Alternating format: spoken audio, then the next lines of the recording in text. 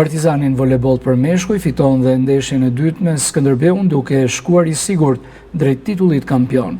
Nëse ndeshjen e parë ka fituar lehtësisht 3-0, ndeshja e dytë në Korçë në 4 setet e luajtura ka patur një tjetër pamje, rivalitet, emocione dhe ekipi fitues është përcaktuar në pikët e fundit.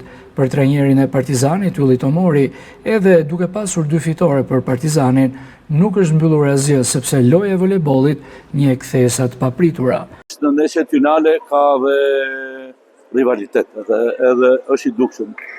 Vetëm gjë që unë të paktën u kënaqja sot është që publiku ishte entuziast, edhe u kënaq, edhe dëshiroj të ketë akoma më tepër njerëz, se në fundit misioni jonë për këtë punë është.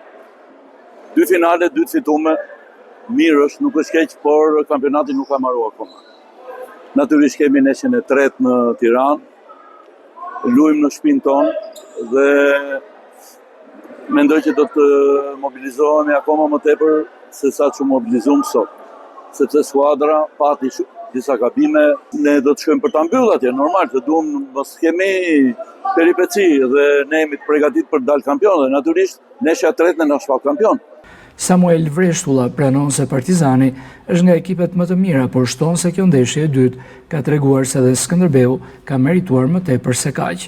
Nuk ishte e njëjta me ndeshjen në Tiranë, besoj se ishte çdo set i luftuar për çdo pikë, edhe treguam më shumë nga vetja jonë sot. Ndeshja e tretë luhet në kryeqytet të dielën dhe Partizani me 2 fitore është më pranë titullit. Skënderbeu i këtij sezoni ka qenë më shumë se surprizë, skuadër që pas Partizanit ka qenë i dyti që i ka dhënë tjetër rivalitet kampionatit të voleybollit për meshkuj.